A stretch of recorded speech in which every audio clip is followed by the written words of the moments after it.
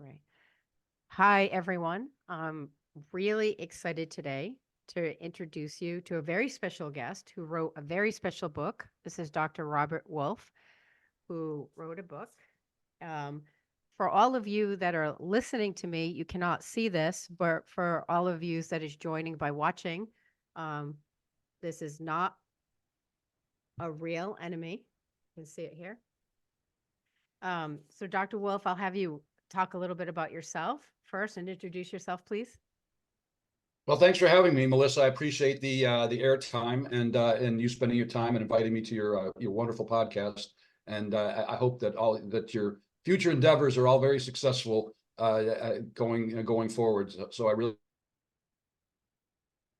appreciate the invite. Yeah, I'm Rob Wolf. I'm a neuroradiologist. I'm a doctor. I've been in the radiology field for 35 years. I was born in Detroit, Michigan. My parents are from Hungary. The book is about them, and we'll talk more about the book in a minute. I was raised in the suburban Detroit area. My dad became an OBGYN, and that's kind of the punchline of all of this. In the Detroit area, he delivered 10,000 babies in a shortened career, a 24-year career, after having to redo his residency, which he did in Boston after they escaped from Hungary. So while I was in school all the way through high school and then some, Dad was working as an OBGYN, loved his work, loved people, loved delivering babies, would have worked till the day he died. Very jovial man, very jolly, very happy with his work, no signs of PTSD. You would never know everything that he had gone through. And that's an inspirational thing to me, especially now that we've done this book. So I went to Tufts undergrad, Tufts University near Boston, which was I was very privileged to go there. It's a great school. Still in touch with a lot of the alumni from there. I met the new president down here in Florida recently. Donated a copy of my book to him, which hopefully is well received and hopefully goes far as I hope he shares the idea of the book with other university presidents, for one thing, starting with Harvard, which is nearby, but we can get into all that too. Went to the University of Michigan Medical School. Very fortunate to do that. Great school. Ann Arbor is a great university town. Then I did an internship at Framingham Union Hospital near Boston. It's a Boston University affiliate, but it's famous for the Framingham Heart Study way back in the day. And then I did my residency at Brown Rhode Island Hospital, your neck of the woods in Rhode Island. Yeah. And I did a neuroradiology fellowship at Yale. So by now I'm 30 years old. I've been an indentured servant for 30 years, either working for free or a student or just barely paid just to make ends meet. But and then I've been in radiology for 35 years. I went part-time at age 43. I'm still doing part-time radiology now, just Wednesdays and Thursdays. But most of my work is related to the book, marketing the book, spreading the word, fighting anti-Semitism, doing podcasts like this, book talks, book signings. I'm very proud and pleased and honored to announce that I've just been invited by the United States Holocaust Memorial Museum to do a book signing there. So that's a terrific honor. That hasn't even hit me yet, nor has the fact that this book has won 4 awards. It's hard to believe, but this book Amazing. won 4 awards, and I'm speechless about that because I couldn't be more honored and grateful. And I don't want to gloat, but I do appreciate that some important people are out there reading the book, understanding the importance of the work and the quality of the work, and that's what counts with the awards. And hopefully in the long run it helps sell more books, because it's an amazing book. Even objectively, subjectively, the reviews overall have been 5 stars. You've read the book. You said it was unbelievable, and I'd love your opinion about the book as well. So Not a Real Enemy, the true story of a Hungarian Jewish man's fight for freedom, is a biography by my dad. It's triumphs and tragedies of my dad's family. It's a history book of Hungary, little known Hungary, that spans from World War I all the way to the end of the Hungarian Revolution in 1956. It's an adventure. It's not just a biography. My dad was a 4-time escape artist. He escaped twice during Nazi-occupied Hungary from 2 forced labor camps, one in the middle of nowhere in the mountains, and the other right downtown Budapest in front of Nazi headquarters. Off they went, he and his friend Frank. And those were 2 amazing stories, really miraculous that they survived. Nowhere to run, nowhere to hide, and not sure, we always talk about the light at the end of the tunnel. There's no light at the end of the tunnel with the lives these guys were living at that time. You escape a forced labor camp where you've been a slave laborer for months and months, getting urinated on and beaten and tortured in some cases, threatened to be killed. In some cases, so these men were all unarmed. So in some cases, men died from, say, Russian soldiers attacking the men by plane, and on and on and on. So, and then of course there were death marches for some of these groups. And my dad and his friend Frank's first escape was they thought that they were walking towards Austria, and they thought it was surely a death march. So that was their first escape. They figured they'd take their chances in the wilderness rather than the chances with these guards that were taking them to God knows where. And they had already been to multiple locations throughout the country. We've since found a map of their route, furnished by Frank, his friend Frank's daughter, who has been in touch with me. She's in California now. Wonderful people. As an aside, I'm also in talks with the Orange County Holocaust Museum in California. I hope that goes through. And I'm also in talks with my home state of Michigan, the Holocaust Center there, called the Zeckelman Center, and hopefully I do have connections there too. But they're now reading the book, and hopefully we'll get a talk there. Meanwhile, the U.S. Holocaust Museum in D.C., like I said, and I've got the Houston Holocaust Museum next month, and hopefully many more to go, to help fight anti-Semitism and share this important story. It's not just a book about the Holocaust. It's got a lot of messages in it: perseverance, determination, integrity, hope, and like we said, redemption after he turned out to be a successful OBGYN. The harrowing stories don't end with Nazi Hungary, as you know. It also includes communist Hungary, where Jews were treated like second-class citizens. Many of them were placed in farms and factories. My mom's uncle, Uncle Zoltan Vash, he was one of the mucky mucks at the time of the end of the war. He was a communist. He did it for his own survival. He bought into the communist system, but I don't think he liked being communist. I think he just did it for his own survival.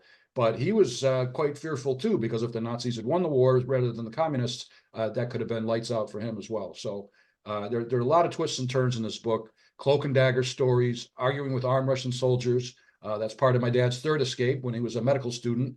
He changed his mind, turned back around, practically in Austria, turned back around and went back to his school and was on call the next night. Nobody even knew that he was gone. And then their final escape, which was quite harrowing, at the end of the Hungarian Revolution in '56. Both my parents were frontliners in that war. I call the Ukraine War the Hungarian Revolution on steroids, because it's been treated like analogous to but of course the Ukraine War is on and on and on. We are trying to intervene. The free world is a little bit, but of course it's limited.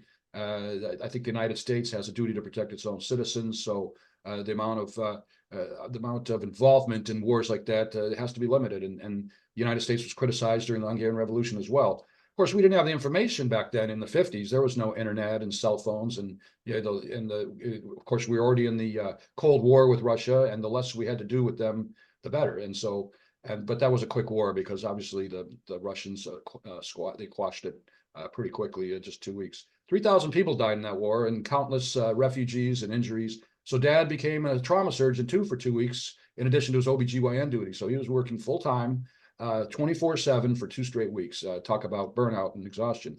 My mom ran the blood bank during that war too. So, and Budapest was hit pretty hard, especially. So, and it's history that's not really well known by a lot of people. And truthfully, myself, until I got into this book and did the research.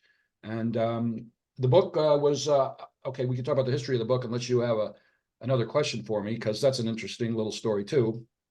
Yeah, I mean, it's just I can tell that the research put into this book was amazing. And I do want to say, for anyone out there that's listening to this book is one of those books that you cannot put down. It is absolutely not what I expected. When I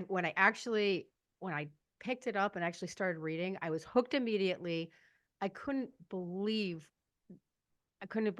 the messages in the book: resilience, courage, risk taking, uncertainty, the will to survive.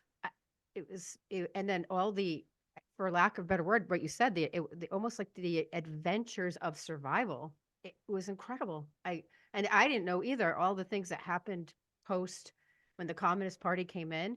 I thought, I always thought growing up for my generation, like, okay, well, the Holocaust was over and everybody was freed and, everybody went back to somewhat normal lives. And it is not true at all. Not at all. So no, my dad, yeah, the research. So I did the research, but then my co-author Janice, who I picked up after I met it, I ran into her through some beta readers. Actually, the lady that a friend of mine, she's in Rhode Island actually, and she hooked me up with Janice, and Janice redid the book. We turned so the history of the book briefly is my dad and mom wrote his autobiography in the 70s. They went from paper and pencil to typewriter to computer. They wrote the stories as though they had happened the previous day. They were very explicit in the details, the sights, the smells, the sounds, the feeling of the cold, the escape. And I got to ask you, and you probably feel like many readers like myself, you put yourself into my dad's place. You feel like that could be you, that whatever was happening to my father could be you, it could be me. And you put yourself into that place. It's that powerful. So they remember the events as though they'd happened the previous day. They were very sharp, intelligent, people. They loved history. They loved educating about the Holocaust and the communist regime to all their American friends. Um, so flash forward to well, my dad actually. So in the middle of between the two wars, Jewish people eventually were allowed to go to medical school. They had a 10% quota because Hungary was so short of doctors because so many people had died during World War II. So my dad did get to go finally to medical school. Because he was Jewish, he was actually kicked off his swim team when he was in high school, and it was difficult to stay in high school for Jews, and on and on and on. You weren't allowed to own a radio, but my dad's father defied that. Dad's father was a dentist, by the way. He did free work for underprivileged kids in my dad's hometown of Jur, and later on to bribe the guards at his forced labor camp in order to get a few favors, very few, for men like my father, whether it was food or money. My dad's case, jewelry, the famous the necklace, the neck chain that he got from one of the guards. It's a story that's in my talk. So 1997, my dad passed away, unfortunately. 2016, my mom passed away. A historian friend of the family in Michigan handed me the book. The book's now in a disc, and I didn't really think much of it for about a year or two because I had to take care of mom's affairs. And I was still working, had family, as you might know, some of the family that friends and affiliates, but busy, busy, busy. And then finally, after a year of retirement, a friend of mine asked me to go back to work and help them out because they were short. And I'm still doing that job part-time, reading x-rays and ultrasound out of outpatient clinics in Michigan. But what that did do was it brought me to the disc with my dad's story. So as a radiologist, on the left side, we've got the queue, the list of the patients, and on the right screen, we've got the images. So between cases, I had my dad's autobiography on the left, and I was dictating his biography on the right. That took me about a year, so now we're into 2019. I finished up before I moved down to Florida. I've lived half my life in New England, half my life in Michigan, and the last 5 years now down here in Southern Florida. I tried to query agents and publishers with my version of the book. It was just a straight up biography. It was, dad was born on, dad did this, dad did that, A to B to C. It was kind of a dull history book. So when I hooked up with Janice Harper, she offered to redo the book for a fee, of course, and the research, and she helped me vet out the agents and publishers that were most likely to accept the book. And she helped me with the proposal package. And she's an amazing book coach too. So thank you, Janice. She turned that book into a very special novel, parallel stories, converging stories, letters to and from home, meaningful conversations, and you saw it also. But it's all based on what my dad had said in his autobiography. I may have read the book once. It was just under a manuscript style back 20, 30 years ago, but didn't think much of it at the time. I did remember his first escape out of all those stories, but the next time I read it, as you just recently read it, then I said, oh my God, there's another miracle. Oh my God, this is an amazing story. This is unbelievable. And eventually I said, I can't just leave this on a computer in my office. This needs to be written down and shared. And so that's where I went with it. So I did my homework on the history. Janice did her homework on the history, not only the history, the culture, the food, the accent, even the Hebrew expressions. So, and then finally, when the book was about to be released and published, our very last query was to Amsterdam Publishers. Her name is Lisbeth Hink, and I can't thank her enough. She took us on it, literally bottom of the ninth, shoestring catch. The Last Query. So she loved the book immediately. And so this was last January. And by last fall, we had the book out in print by a true publisher, Amsterdam publisher. So amazing history to the book, and a lot of work, a lot of gratitude, a lot of sadness. It's very bittersweet. There's no sugarcoating in this book. As I often say, there's no punches pulled in this book. We tell it, if Dad said that that's what happened, then that's what happened. And it really, he was a man of integrity, and I can't say enough. And they wrote this book as though they knew I was going to do this. They wrote his story. A lot of people write memoirs about the Holocaust, some from Auschwitz, some from hiding. We all know about Schindler's List and Diary of Anne Frank, and then non-Holocaust stories too, like we know the invasion of Britain and Normandy and Pearl Harbor and Okinawa, and obviously the bombing of Japan, but nobody really knows, even Poland a little bit, but nobody really knows about Hungary and Czechoslovakia and Lithuania. And Amsterdam publishers, there's many good authors coming out of that, because she's very selective with who she picks, but she's been putting out about 2 or 3 books a month, which for a small publishing company, I imagine, is very busy, depending on her help, what kind of help she gets. But anyway, a lot of good books coming out, and I feel privileged and honored to be a part of that. And we are having a meeting in New York City coming up in September, where we're having a little reunion and a tete-a-tete and meet and greet, and maybe a little bit of a media coverage. So I'm looking forward to that. Plus these book talks and book signings that are coming up as well. So it's a busy business, and it's so inspiring to me. And switching from anatomy and math and science as a radiologist to now all of a sudden I'm a PhD student in English, sociology, history, marketing. Yes. It's a complete, it's a real pivot. And there's a lesson in that too. If you want to become a writer, if you have a story, start doing it. Don't wait. You can dictate your story too, a little bit at a time. That's a good way to go. I started very slowly with the story, and then as it got closer to my moving date, my work accelerated. It picked up. So doesn't matter your age. I'm 61, going on 40. You can be. There's 15-year-old, there's 18-year-old authors in Amsterdam publishers, by the way, and there's a 100-year-old author in Amsterdam, 102, I think. So a true Holocaust survivor. So it's never too late. It's never too early. And to generalize, it doesn't even have to be a book. You could write a play. You could write poems, an opera, a movie script, or just if you're bored with your life, change vectors. Do something different that pleases you, whether it's pickleball or going to concerts or operas or whatever. Don't be bored with life. It's short, and I was truly inspired by being able to do this book and doing something different with my life that was more meaningful than just food, shelter, clothing, or practicing medicine, which is big. I mean, I've helped thousands of people in my life, but I've been compensated for it. So in this case, it's a harder business. You have to convince people that the book's good. You have to sell it in mass.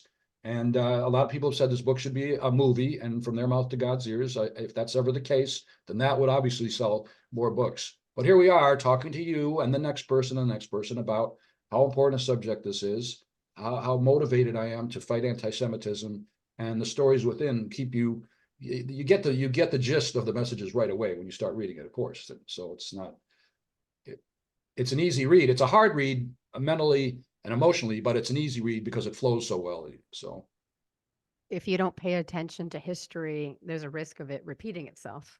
and here we go now, right? I mean, so Yes. I can't say these people that are committing hate crimes, or people like these superstars, Kanye, Kyrie, the basketball player, Mel Gibson, people that have a lot of followings that have committed malfeasance. They should be made to be put on some type of probation and read books like mine, movies, documentaries, books like mine. Hate crimes, people that are vandalists, they're knocking over grave sites or vandalizing windows or Jewish-owned businesses, or whether it's Canada, it's a problem too, not just the U.S. When they're caught, I think they should be made to read books like this and understand that it's. And I don't care if you're Jewish, Arabic, white, black, it doesn't matter. I mean, Asian. I'm tired of people using scapegoats. It happened after 9/11. The Muslim population got targeted, and then after the COVID pandemic, the Asian population got targeted, and now after this October 7th event, the Jewish population targeted again. What do I have to do with Gaza? What did my dad? My dad was a doctor. His dad was a dentist. They all contributed to society, and then some. I got to think my dad did freebies too. He didn't work in the most posh area like Newton, Mass, or what is it in Rhode Island? What's the Newport or Barrington, Rhode Island? He worked in a town where there was a lot. It was a blue collar town. It was a lot of GM and Ford workers, Chrysler, and a lot of people that couldn't necessarily pay their bills. Did he go after them to go knocking on their door for money? No. If they gave him a chicken with the eggs, then he would take it. He wouldn't. And I do a lot of pro bono work myself. So, and it's not just about radiology and medicine. It's about contributing to society, charity, donations, education, paying in the Detroit area for entertainment and putting money back into the city. Um, my mom and dad were active. They were active in the Jewish community. They were active in the medical community, and they were active. They were praying and very dedicated Jewish people. They prayed most weekends and the major holidays. These are a lot, and most of the world is like that. 99% of the world is like that. God-fearing, doesn't even have to be that, but just a sense of normalcy, a sense of go to work, raise a family, try to enjoy life, be serious about life, but have fun. And that's exactly how they were.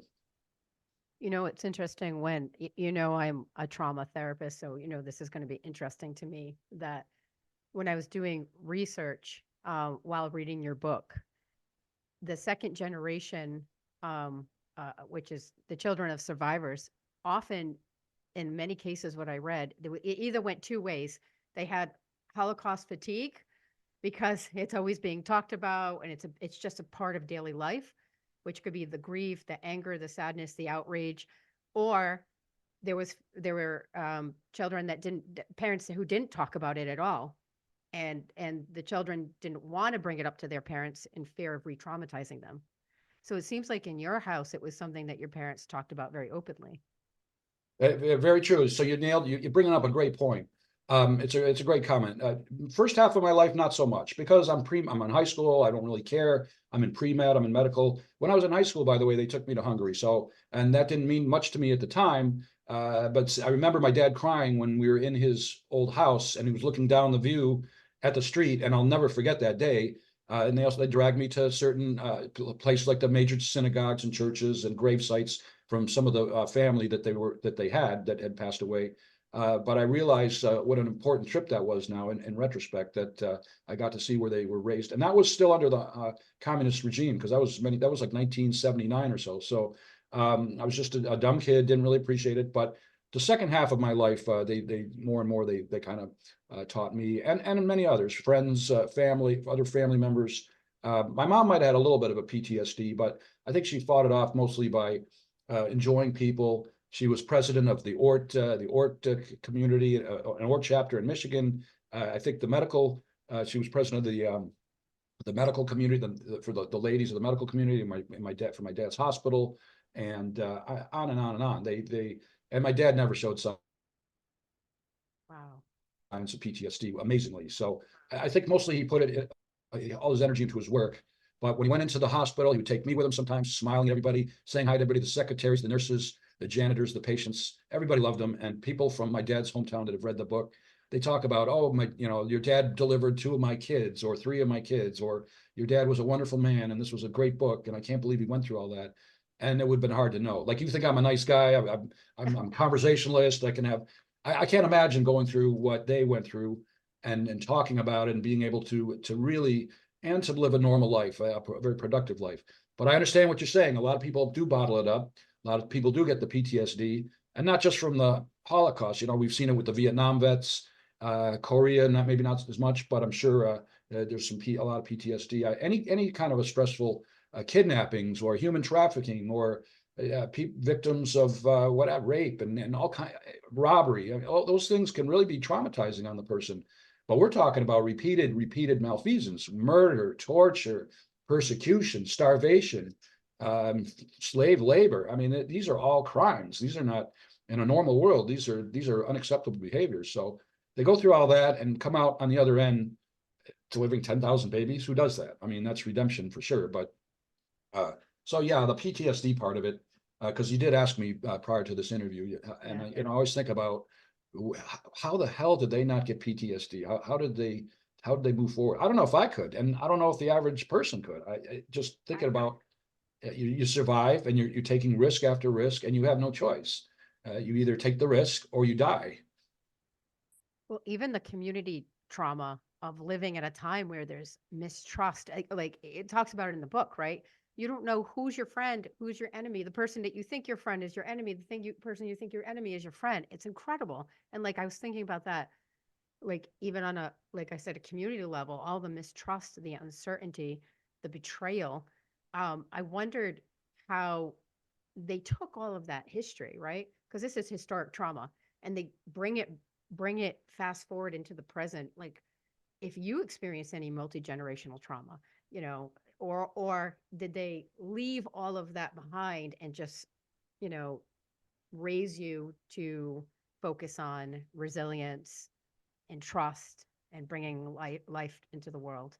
Well, they led by example. I mean, they didn't really have to teach me and sit me down and say you need to have integrity. You kind of learn by example. But it's a great point. I mean, and education. So whatever is going on now, these people, the radicals, and the people that the ones that hate, they're not going to only hate the Jews. They're going to hate Arabic people or African Americans or LGBTQ and on and on. And what people don't realize, especially if it's African American that's anti-Jewish or LGBTQ, sometimes have been pro anti-Semitic, and it's like I don't understand that. I think we're all people, and I can live and understand how you live and what you do and your culture, and I love it.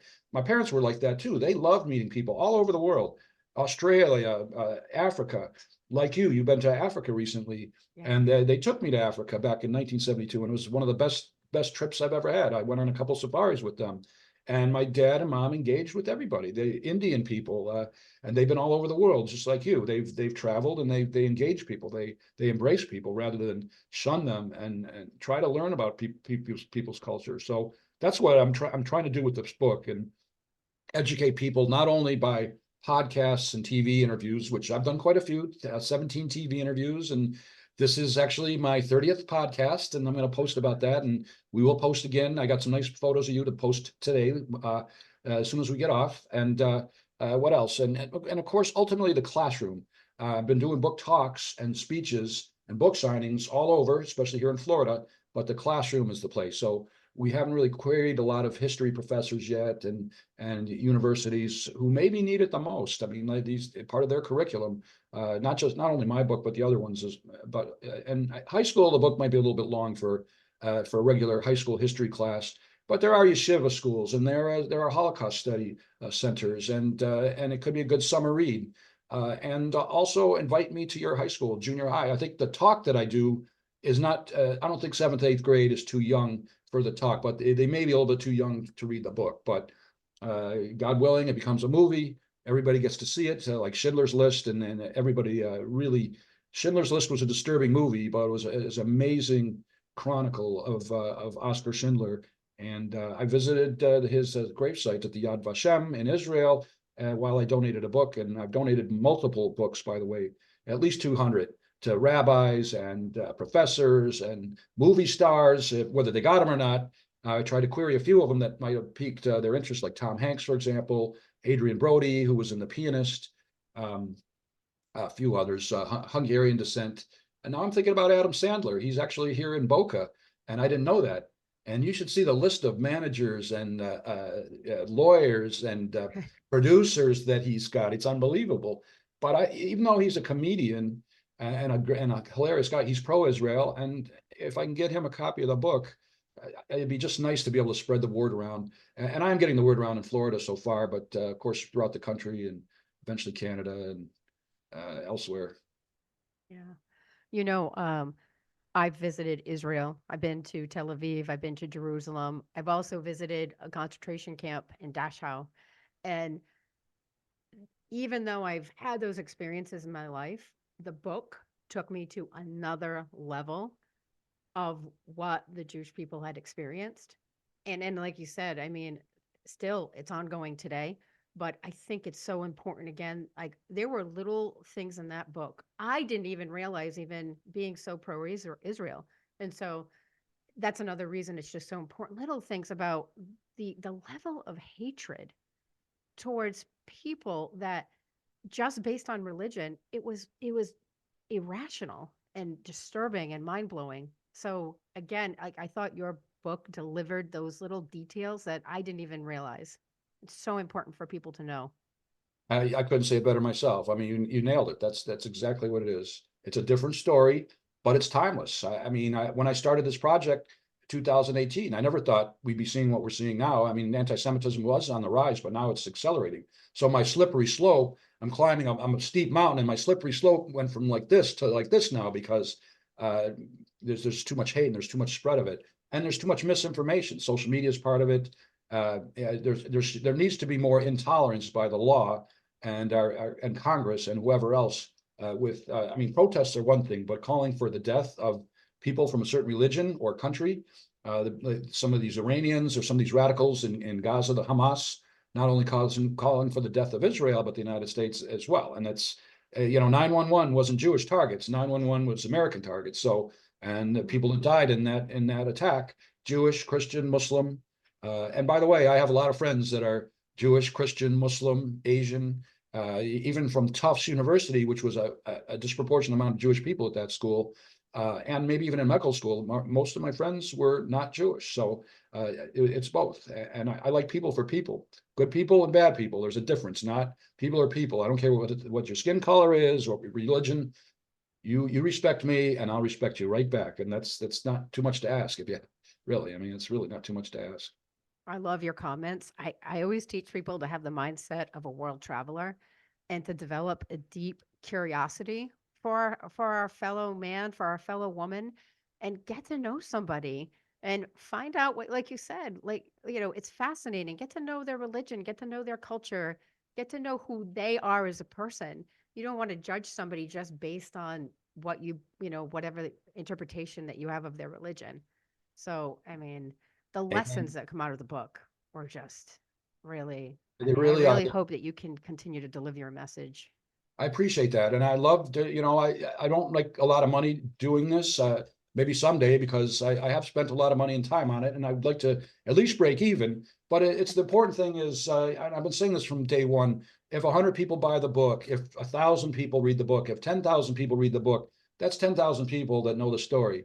I'd like it to be more than that, so that the mindset in this country and others changes a little bit, and people sit back and say, you know what, there's a lot more to this than this isn't just about hate. You can't imagine. We see in the pictures and the movies about people marching in the streets with yellow stars and surrounded by guards or corralled in different courtyards or whatever the case may be before they haul them off in trains and stuffing people into trains like cattle. It's inhumane. It's just it's so disturbing. I visited a few Holocaust museums now, and there's more to come, of course, when I do more talks. But I can't even look in those trains. I look and I can't even walk in. It's just too, maybe it's claustrophobia a little bit, but I've been in the MRI, the magnet many times. I don't get claustrophobic there, but for me, it's just all these images get stirred up by doing that, and it's hard. I do look at all the exhibits and the photos, and I read a lot of the texts that they have at these museums, and it's very fascinating and it's disturbing at the same time, but it is educating. And you walk out of these places thinking, I have to change my mindset. I've got to be more tolerant of others because is this what we want? And we want to repeat every 50 or 70 years? I never thought I'd be seeing what we're seeing, people protesting in the street, calling for my death. I mean, come on. What did I do to these people? I have nothing to do with Gaza. Oh, yeah, well said. I had two times in my life where I had that feeling you just described. It was when I was walking through the Holocaust Museum in Washington, D.C., and I went to Rwanda and I walked through the Genocide Museum in Rwanda, which they're actually on April 7th is the 30th anniversary of the Rwandan genocide. And those were the two moments in my life I thought to myself, this is documentation of evil in extreme. That if we don't preserve these stories, I, it's a disservice to all the future generations. And that's why it's so important to talk about and continue to talk about. And you're right. I agree with you. When I look on the news right now and I see that there's still hatred, like you said, towards you, somebody wants you to die. You're saving lives. You're a doctor. You're bright and kind. And how could anybody want you to die over your religion? It's just mind blowing, right? It's disturbing. It's very disturbing. I mean, our life on this planet is so short relative to Yeah. the time span of the planet. The planet's probably, depending on what you believe in, whether it's evolution or even if you believe in the Bible. I believe in both, actually. The Bible and the Bible is just man's documentation when we actually could probably write. This is my opinion, but we have scientific proof that the planet's been around. Maybe man hasn't inhabited it all this time, the dinosaur era, and even before that. But either way, the planet is going to outlive all of us by far. Our little time on this planet is so short. I think time is our most important. In fact, at my age, it's our only commodity. Never mind stocks, bonds, gold, real estate, all this other. Time is really our only commodity. So wasting it with pettiness, with hatred, with intolerance, it's not productive, and I'm completely against that. So my time, there's nothing that angers me more than wasted time that takes me away from my charge. So these little daily things that we have to do, and distractions and phone calls, just to live our lives. It's difficult if it takes away from the time that I'm trying to send my message, because you don't get a lot of it. So, and it's more important to spend it productively. I got to throw in that 10% of my author proceeds from my book sales, my net proceeds are being donated to the U.S. Holocaust Museum in D.C. And the book's been on the shelves there for a year or two. So this is a win-win-win. The book signing there, because they're going to get 10% of the proceeds back from the book, plus whatever they make on the books that they sell, and that's ongoing. That's in my trust. And you probably remember meeting my stepdaughters and three step grandkids, and they're all part of that trust. And hopefully, and two of them have actually been to the Holocaust Museum and showed me a picture of them holding the book and mentioned my name to the staff, and they're so proud. And those are two of the best days of last year. It made my month just seeing the kids do that. So the message hopefully continues with the grandchildren, and I really encourage people that have tolerance and that are anti-hate to teach their kids about it at home. Eventually the classroom, but it also starts at home with the kids. And now we're talking about sixth grade, seventh grade. I think that's not too young. Fifth grade, fourth grade. I haven't had a kid, so I can't really judge for sure. But you've had kids, so you know when your kids were ready to learn about life and death, and love and hate, and good and evil, of course. I'm sure. So Yeah, my daughter actually is in 8th grade right now, and she had a couple of topics that she could write an essay on, and the Holocaust was actually one of them.